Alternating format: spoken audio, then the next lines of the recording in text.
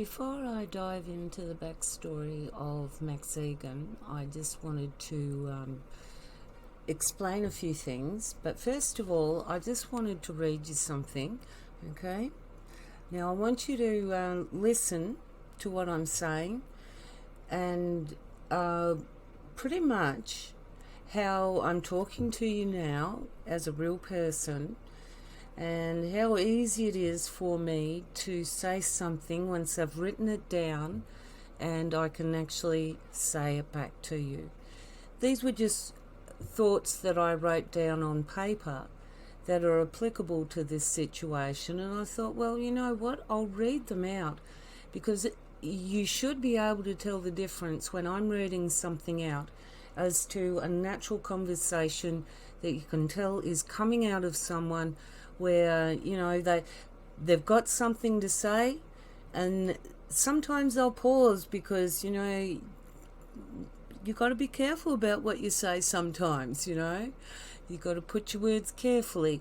It's not that you're meaning to be deceitful, it's that you're meaning to be careful about what you're saying and not to infringe and get yourself pulled off places where you want to have your voice heard.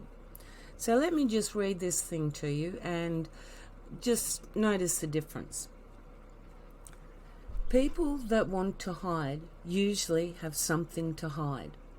A fake character is given life and fame by standing with the minority and righteous causes, infiltrates them, pleads their causes, and gains favour and popularity. Now that is me reading something. Now granted, I have not narrated very much. Some people have had a lot of practice at it. In fact, if you listen to Max Igan's movies, he's had plenty of practice at narrating scripts. And he makes no bones about the fact that none of it was his work. All he was basically an editor and a narrator. And that's the difference for me, you see.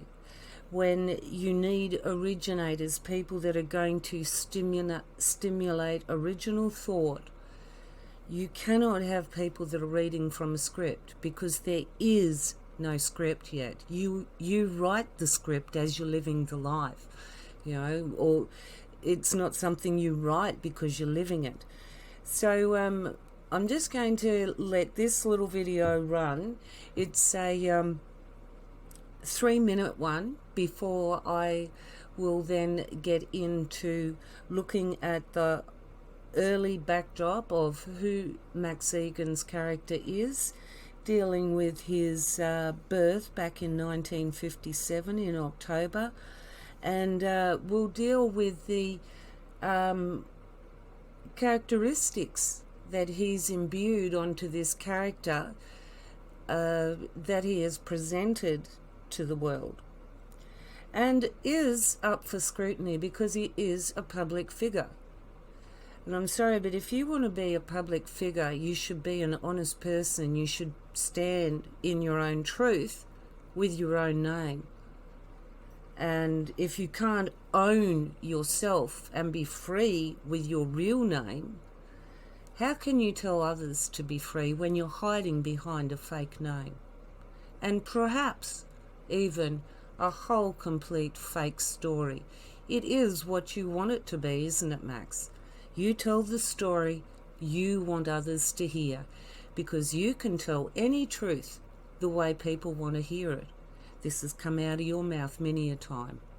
Especially when you're asked about, is the earth flat? You will come out and say, look, you know, is it flat? Is it... Well, if it is flat, what are you going to do? You know, leave? You know? And then you'll go, look, I can explain it any way you want. And this is a thing that when Max Igan doesn't want to answer a question, yes or no, he will beat around the bush and he will not answer it.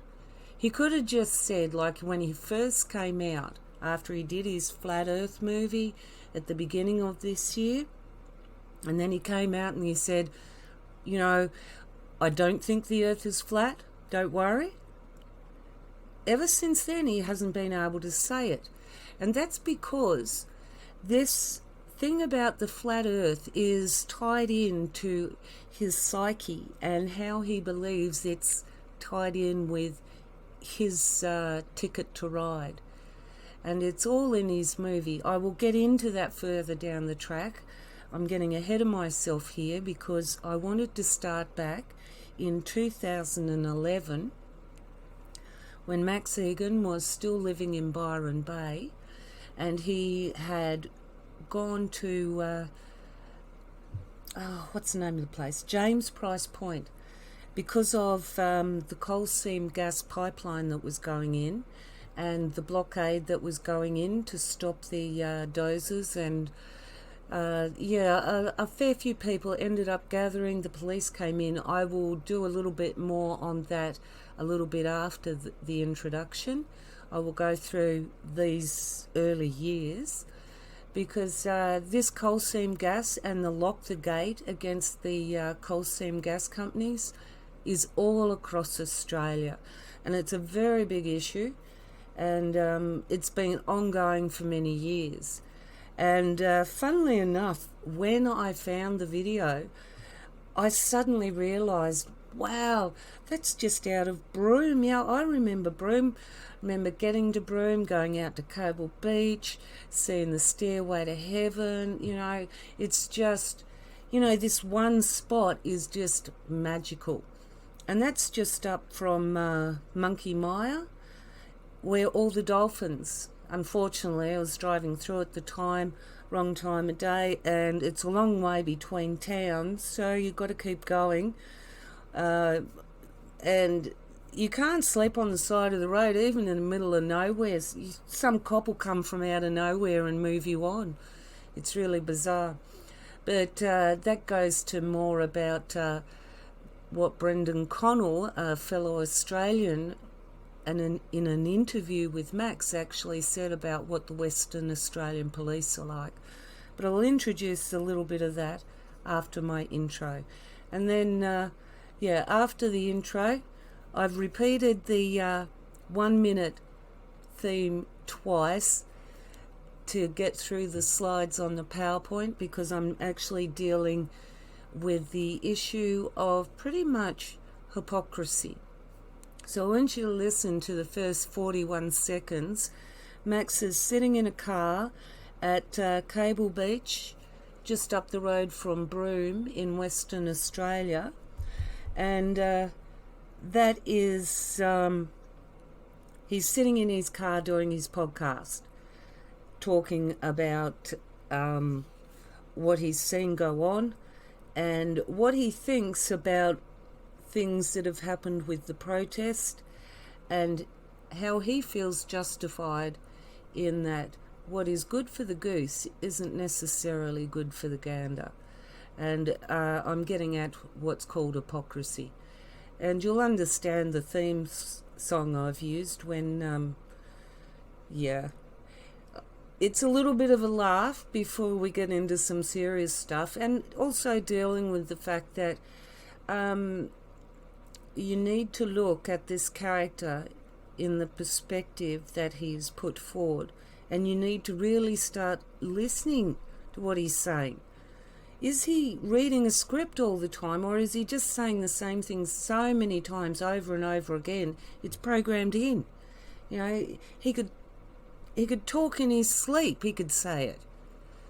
And it's the same kind of thing. And I challenge you, get a Max Igan video and just randomly click through and listen to that sentence. Click through again, listen to another sentence. Click through, listen to another sentence. Every sentence is going to have a negative twist on it. Even when he's asked positive questions, he's going to find a way to make sure that every sentence has got a negative twist in there. Anyway, I'll let this intro run, and then get into the good stuff.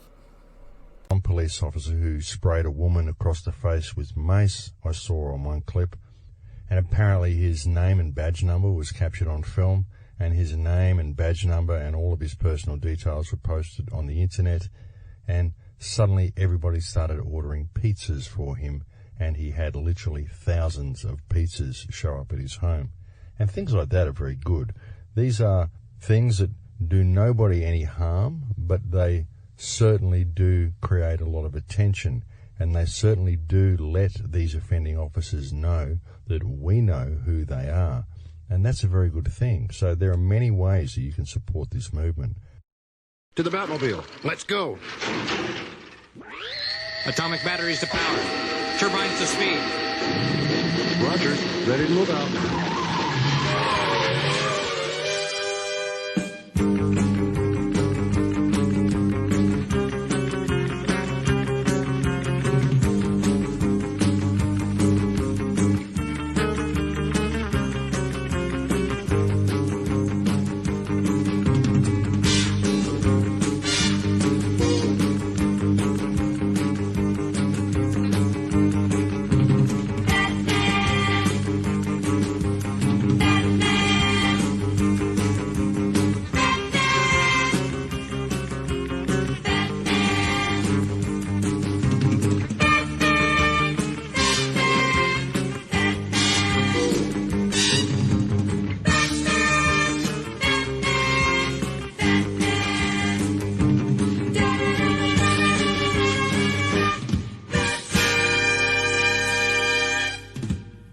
To the Batmobile. Let's go.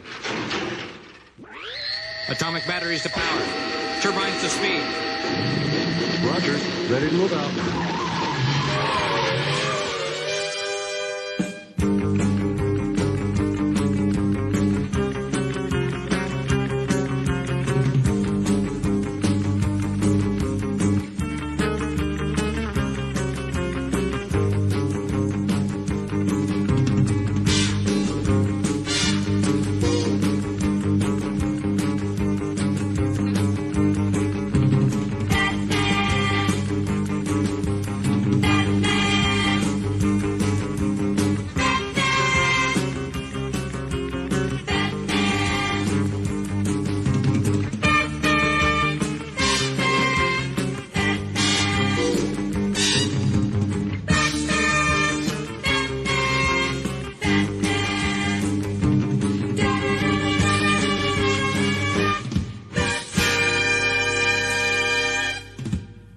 To the Batmobile. Let's go. In Australia, and I have been referring you to his website the last couple of days, and I want to bring that up one more time. And it is the Crow House, and also 911truth.ozempire.com. These are powerful websites, and he has put together some terrific videos, and well, they're really movies. You can find them on YouTube, but they're also, you can just download them straight off of his particular website.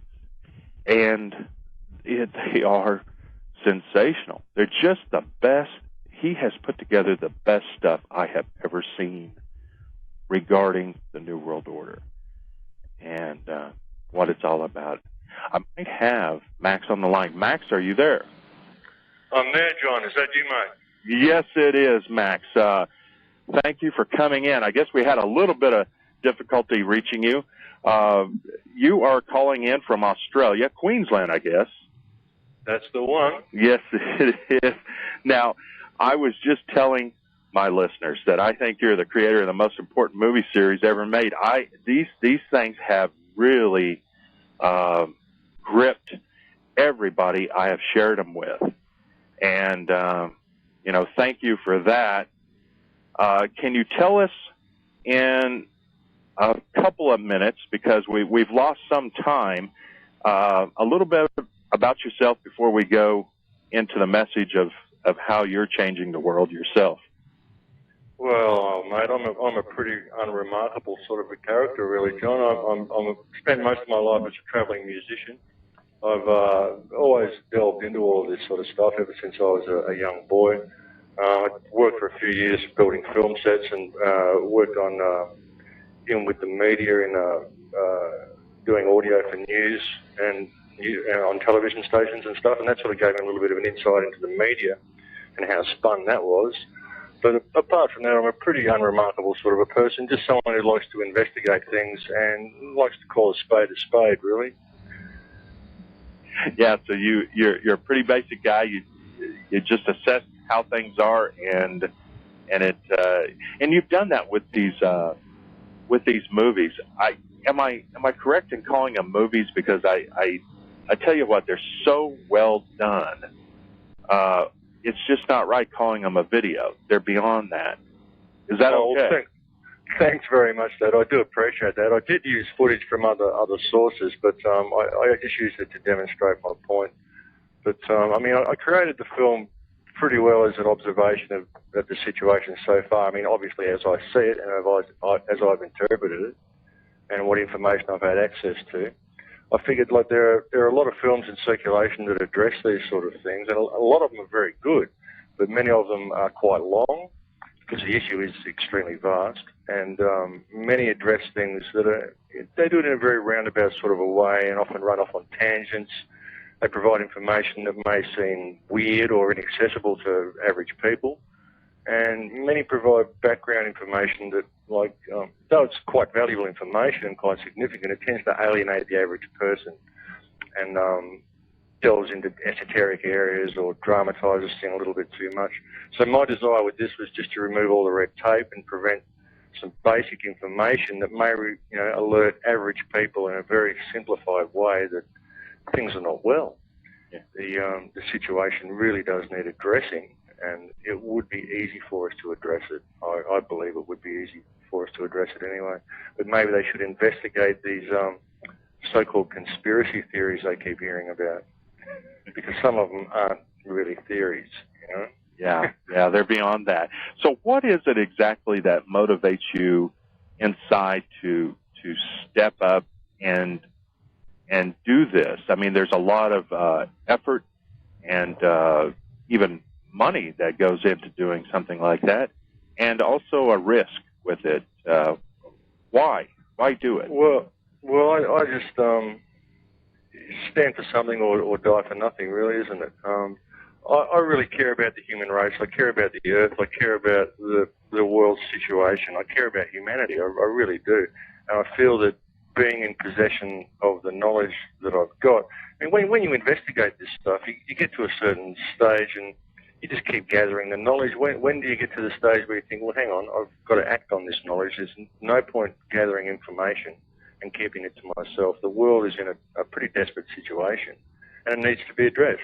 And I can't not do something. I have to speak out about it. As a responsible citizen of the world, I have to speak out about it. I have a son. I would like him to grow up in a nice world, and I would like humanity to stop suffering the way it is. I really would. I mean, I have no agenda.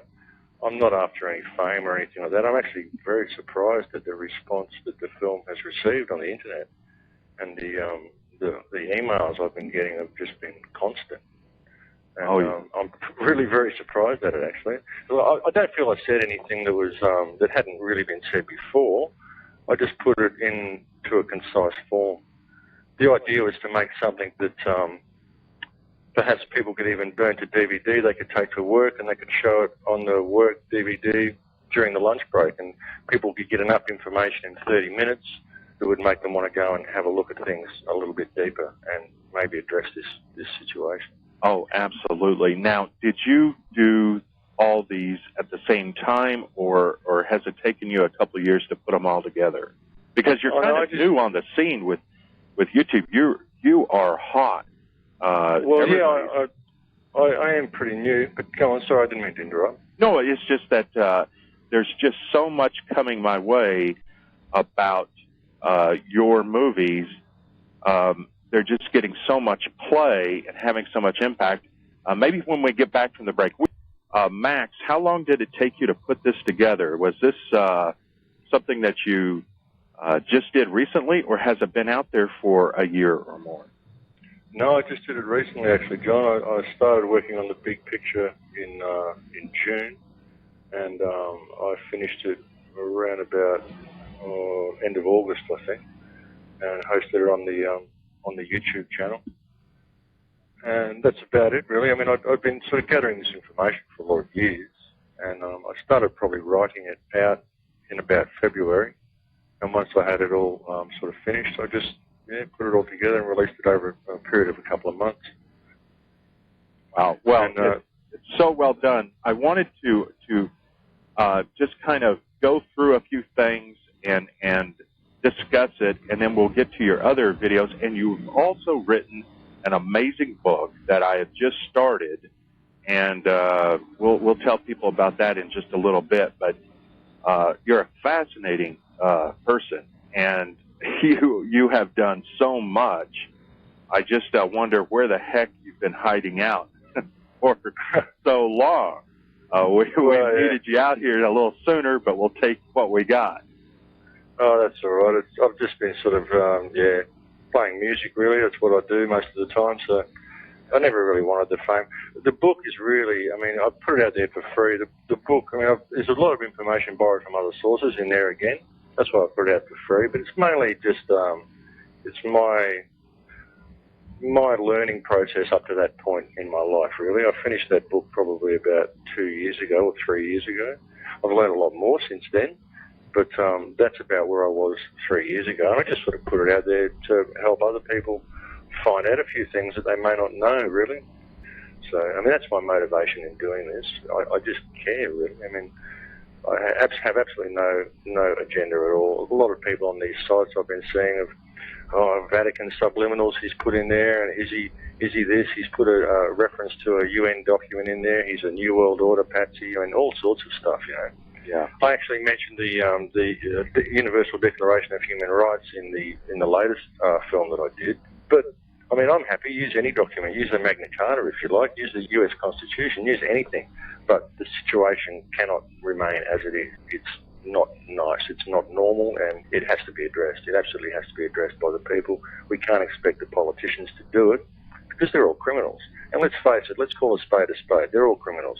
Any country that allows the perpetuation of a Federal Reserve banking and a central banking system in their country are criminals. And there's no grey area there. It's a privately run scam, and it needs to be addressed. And any politician that doesn't address it needs to be removed from office. Hey, Max Igan.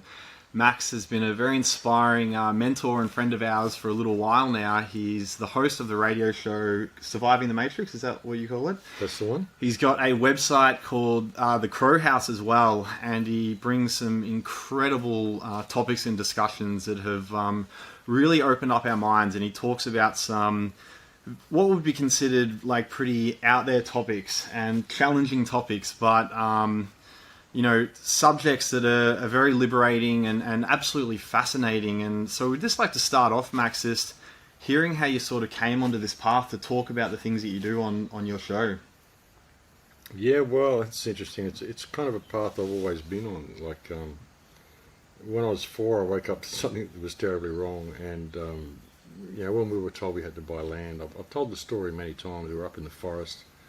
And I asked my mother why we couldn't come and live there because it was so much better than where we were living. And she said, we can't because we don't own the land. And I couldn't understand the concept of buying land or owning land. And I thought I'd been born into the wrong world. And I had a terrible childhood from that point. I spent most of my time alone, talking to my teddy bear, who was my best friend, and asking him if he could please tell God that I'd been born into the wrong world because these people thought they could own land. Can relate to that. And I just couldn't figure it out, you know. And when I was 8 years old, my mother showed me, she was showing me through some encyclopedias. I was interested in dinosaurs and stuff. And we got to the pyramids, and she showed me a picture of the pyramids, and she said, nobody knows how they built them. And I thought, that's pretty interesting. I thought they look pretty simple. You know, I went out to my sand pit, and I built some out in the backyard. I thought, I can build a pyramid, that's not hard, you know. But then I got her to read me all the stuff about them, and I started reading up on them myself, and it got me started on this path. I just wanted to figure out how they built the pyramids, and I wanted to figure out what happened in history, why we didn't know anything. And so that kind of led me on that journey. And I was very well read by the time I got to high school. I was reading history books and all that sort of stuff. So by the time I got to high school, I was pretty rebellious towards my school teachers. I couldn't figure out, you know, why they were teaching me the stuff they were teaching me. It didn't make a lot of sense for me to be learning this stuff. And when they were teaching me things about social studies and history, I used to question it all the time. I used to say, excuse me, I've just read a book on that topic. And it's a completely different story to what you're telling me here. Oh, a teacher would have loved that. Yeah, they weren't real happy about it, you know. I used to say, look, what you're teaching us is the most commonly accepted theory. And there are a whole bunch of other theories, and you really should be teaching us all the theories and letting us make our own minds up, or perhaps even opening up for discussion. I mean, that would be real education, you know. And I didn't like it. And they used to say things like, oh, do you want to come up and tell the class? And I'd go, oh, okay.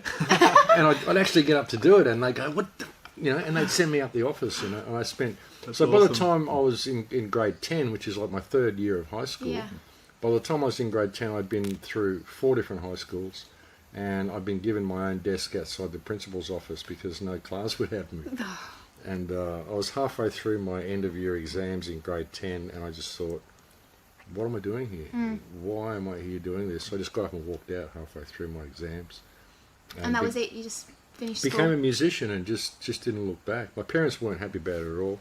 I was living with my father at the time. My mother and father were divorced. I was in Adelaide. And I went home and I said, Dad, I've finished school for the year. I want to go up to Queensland to see Mum tomorrow.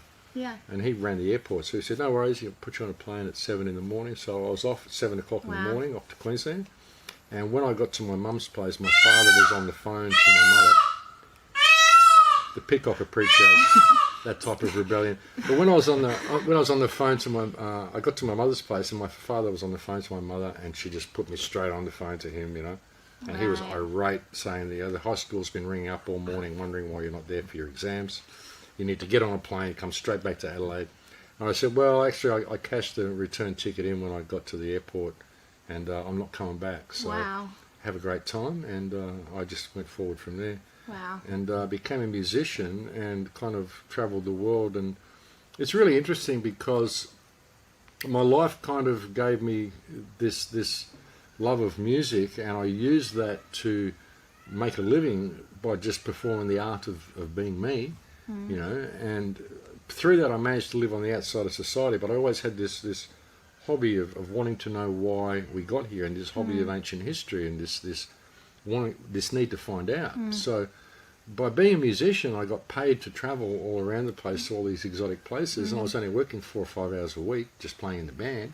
So it gave me all this free time to go to all these exotic places and investigate all these ruins and all this stuff that I wanted to find out about. And when I'd spent a lot of time doing that, then the universe took away everything from me except my research, and it put me onto this path. You know, but it's interesting because it provided the lifestyle for me to get the knowledge, and then once I had it, it took all of that lifestyle away from me, and then music became my hobby, and the research and the investigation became what I do. So it's really interesting how it all happened. It was just this chain of events that led me to doing what I'm doing. But I never planned to be a radio show or a host or a public speaker or be making films or any of that stuff. If you'd asked me what I was going to do with my life, it certainly would not have been this, you know. So it's an interesting thing. But I've got a philosophy that if you throw yourself to the wind, you can ride it. And I've done that for my whole life, and it's kind of led me to this point. And it's almost been a kind of charmed existence, really, when I look at the lives that other people have had. Even my sister came up to me, because she always used to tell me I was a rebel without a cause and I was doing nothing with my life and all this stuff, you know. The sibling and rivalry. She's there in the system going for it, working really hard. And then she got to about 55 years old and she just thought, hang on a minute, you know, I've worked my whole life and I've been through 2 marriages, I've bought all these houses and all this stuff, and I'm here and I've got nothing. I've worked really hard and I've got nowhere for it. And what's it all for anyway? Yeah, and I look at my little brother and he's just sat there and smoked weed and played guitar and just been himself and been a rebel like without a cause for his whole life, and he's in a better position than I am. And then she looked on YouTube and she went, there's all these thousands of people listening to my little brother. What's going on there, you know? So she actually played one of my radio shows and she listened to it and she went, oh my God, he's right. You know, he's right. And I've been giving him a hard time his whole life. And she came around to my house and just went, oh my God, I'm so sorry. And she completely changed her focus, and now she's been off just throwing herself to the wind, and she's having a wonderful life. For the last 6 years. She's just been cruising around, and it's been great. If you listen to the evidence carefully enough, it will speak to you and it will tell you exactly what happened. If you don't know what happened, keep listening until you do. the evidence always tells the truth. The key is not to let yourself be distracted away from what the evidence is telling you. And that quote comes from Dr. Judy Wood. And it has been an interesting journey across Australia, folks. I've actually arrived at my destination now. I am in a town called Broome on the northwest of Australia, the northwest coast of Australia. It's a wonderful little town. It's very, very hot. It's much hotter than where I lived in Byron Bay. And it's been a quite extraordinary journey across the centre of the country for the last week. And I've certainly seen some interesting things along the way. It was most sad to see that most of the centre of Australia is actually either burning or has just been recently burnt.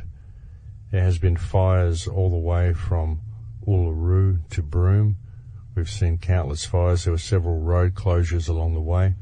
And there were several places that we actually wanted to visit along the way, such as the Bungle Bungle, but we weren't able to get to because of the fire. I'm currently sitting in a car park under a tree at a place called Cable Beach in Broome, enjoying a little bit of reprieve from the drive. And so you may hear a little bit of motor noise around the place as well, folks. And anything strange that you hear during the radio show, well, it's just because I'm simply out on the road, and that's going to be the nature of the show for this week and possibly for next week as well. Well, folks, my journey so far has led me to Alice Springs and then to the Uluru Kata Tjuta area. I spent the first 4 days in the company of David Icke and some other people, and I must say that it was an absolute pleasure to finally meet David and to spend some time with him. And for anybody out there who has doubts about the man, I found him to be a perfect gentleman and very genuine during the whole trip. And that was also very reassuring. The ceremony that I was involved in at Uluru on the 27th was quite a remarkable experience for me. I will have to say that, but I don't really know how to put it into words at this stage. I'm still kind of processing the data myself, so I'll attempt to tell you a little bit about that at some later date, but I'm just not really able to do so at the moment. We moved on from the Uluru Kata Tjuta area and we went up through the central regions of Australia, past areas such as Devil's Marbles. We went to a town called Katherine, and then we made our way southwest from Katherine and arrived at the town of Broome. And the gathering and the protest, the 10,000 Amend event that I'm joining, is at a place called James Price Point, which is about 53 kilometres north of Broome. We'll be going there this afternoon or possibly tomorrow, and that is when the mission will begin in earnest. And the thing is that even if these movements and even if things and groups such as Anonymous have been started up by people who may not have the most honourable of intentions, it is still good to see such massive amounts of people being mobilised. And I really do believe that even if these groups were started by people with bad intentions, then once this amount of humanity is mobilised, then it will be very difficult to stop the momentum that such a movement might gain very quickly. There is also the possibility that what we're seeing is a Venus flytrap that will trap all of the people who really do care, and they can easily be arrested and taken off the streets and taken out of commission, and the world can be left to be run by the drones that don't seem to want to complain about anything, and I'm sure they'll do a very fine job at doing so. So I'm going to finish up this first part about the introduction to the character of Max Igan and leave it with the 2011 summary of where Max Igan finds himself. So in 2011 we find that Max Igan, when he arrives at James Price Point, is 53, nearly 54 years of age. And if my calculations are correct, his son would be 20 years of age. And he's already been on American Voice Radio, which is a radio station that broadcasts to main Americans in America, and on the internet as well. So he's been on that for 3 years, and he's been making a name for himself outside of Australia. See, when I first heard of Max Igan, I was attracted to what he was saying because he was an Australian, but I realised that most of his journey has not been about Australia, but that's for further into the discussions. And it's not my intent to bring up all the subjects that and the questions that even in the videos that I've already presented, because I will draw these into a larger picture further down the track and make reference to the information that I've already got. And I want you to start paying attention to, I want you to start not only listening to the words that people say, but how they're saying them. I mean, are they reading a script? Are they telling you something that they have parrot form known off by heart? And that's another reason why I stumble around a lot of the things I say too, because every day I'm learning something new and evolving more and new stuff, and so it's all a matter of trying to incorporate it in what I know. So every day we are constantly evolving, and to have everything so set down pat. I mean, look, all the things that Max Igan has said in his videos.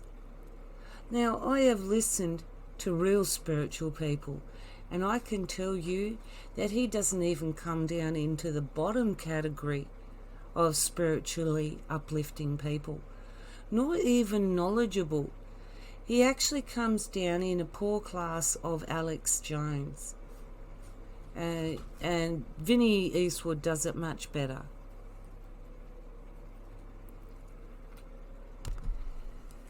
So I didn't want to make this a long conclusion before get into 2012, where things started to change a lot for Max Igan. I just wanted to finish off by showing you where his journey was. Now, in the next video, or somewhere down in one of them, I'm going to take you on a ride to a particular area and explore the back cave, because as anyone that's already watched the video that I got that got pulled, yeah, when you guess right, you get into trouble. So that's why the video's not there anymore. But anyway, so at the time in 2011, Max was over here at Byron Bay. Let's zoom in a little bit. Oh, there we go. See that airplane there? He would have jumped on that airplane, or he could have gone to Coolangatta because there's a major airport there. But he probably jumped on that plane, regional flight, over here to Alice Springs, I dare say. He doesn't really define that he flew there, but he says he ends up on a road trip from Alice down to Uluru for his 4 days there, which is down over here. And then he ends up with 4 other people. One he mentions is Simon, who's into Anonymous, so they called him Synonymous or Simonymous or whatever, something. And then there was someone from Wilson Creek that came along to make sure they eat, and it's like, what? Excuse me? But then again, how many videos I've heard Max Egan talk about, like even when he had his meltdown, he said, oh, and I wondered about the people that bought me food, and he was doing an interview one day and he said, oh, excuse me, that's just someone here to bring my food. It's like, what, have you got Meals on Wheels or something? Because, you know, do you look after yourself in any way, shape or form? But anyway, so yeah, he had 4 on the crew, so he named Simon, someone from Wilson Creek who didn't have a name, who's there to make sure they eat, and some French guy who was the cameraman. I mean, a cameraman. I mean, isn't that handy how there always seems to be a good cameraman around just when you need them? And so that cameraman ended up doing a documentary, which unfortunately I didn't get a copy of. I knew I should have stayed up all night downloading videos before his channel went down, but hey, I second-guessed myself and now I don't have it.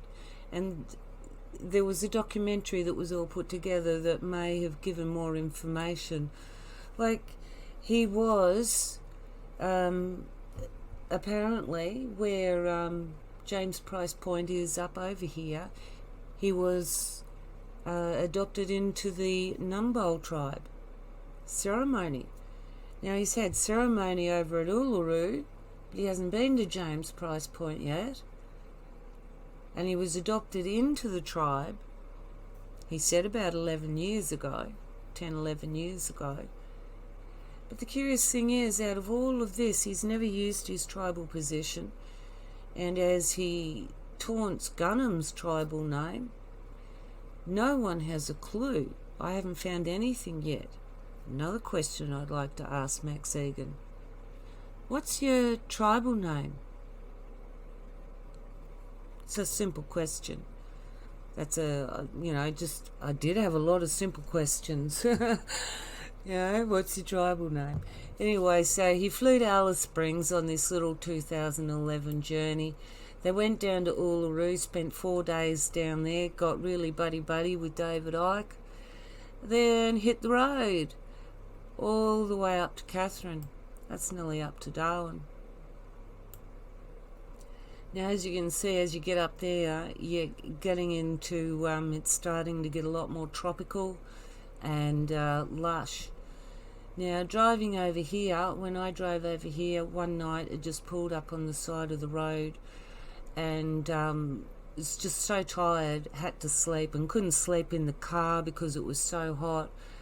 So by this park bench, I got out and slept on top of this park bench or picnic table. And when the sun came up, oh my goodness, not a place you should sleep because crocs can actually reach up to those tables.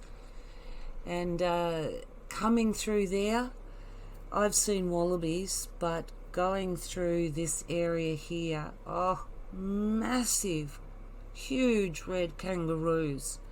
I mean, seriously, they'd make a 6-foot person look like a midget.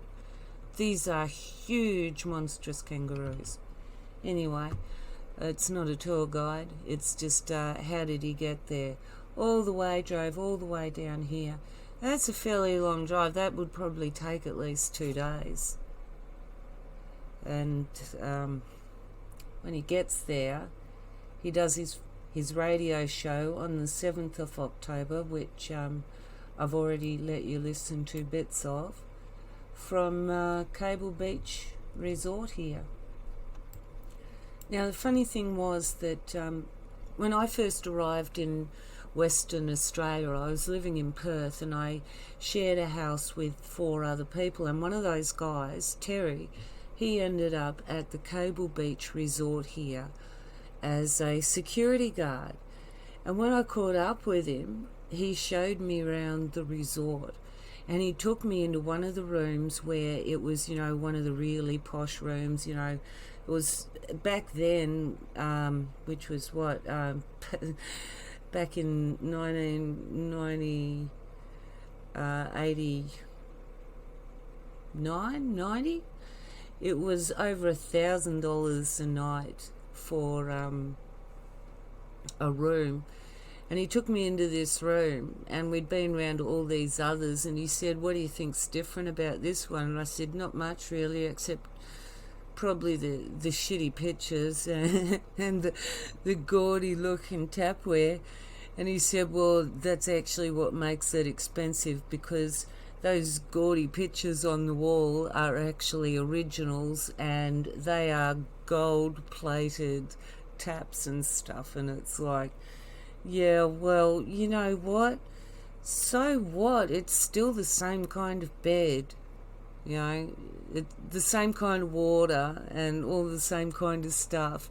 I just can't see the point. But, you know, it was interesting. They had nice little bungalows there too that were more sort of islandy feel and really nice feeling. Anyway, so that's where he was in October when he arrived with his 4 other people to make their way. And when I said I got bogged in white sand, see how white the sand is there? I didn't get very far.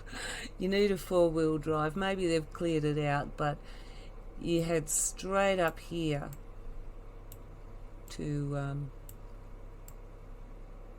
look how the colour changes there.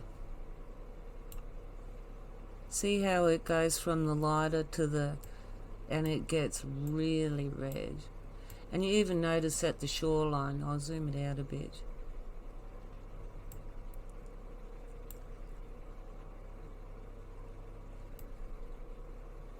See, there's the road you turn in there. Look how that red is all iron ore. I mean, they could just pretty well shovel and filter and extract. But look how red this whole beach here is, how stained it is with the ore. And that's a curiosity, because if that was at Port Hedland, you could imagine why, because it's come off the shipping and everything, like at Gladstone and Boyne Island, where you've got the black coal and how it turns the beaches black. But anyway, that's James Price Point, where they had the blockade. Now, as you can see, there's nothing around. These people have really roughed it when they've gone there to blockade. That's the nearest place. And it's not very big. Broome is not very big. And from Broome, well, what's the nearest place? I mean, there's bugger all towns as you go between places. I mean, after travelling Western Australia and down through the middle, I mean, and coming across even on the train from when I was in Victoria going to Adelaide and then across, you've got no idea of the vastness until you actually experience it. I'm on the train for days and days, and there's nothing. There's absolutely nothing to look at. And no wildlife. There's just this scrappy, well, you wouldn't even call it brush. It was just, I know that when you're driving, it's like, wow, spotted a tree. Or there's a bend in the road, you know. But an interesting thing I did notice, and I wouldn't have suspected it, but a large part of Western Australia is wheat belt. There's a huge amount of wheat. I mean, I must have travelled for 2 days through wheat. That's how much wheat there was. So anyway, that's just a little bit of a finish up to tell you about where Max had travelled from over here at Byron Bay to Ayers Rock, over to the blockade. And for that, I'll leave it with that. And the next one, I'll start into 2012, where I dare say he's moved house. And the Crow House has a different location in Queensland. You'll see why I've introduced certain people then. So until I see you next time, or see you next time, talk to you next time, take it easy. Bye.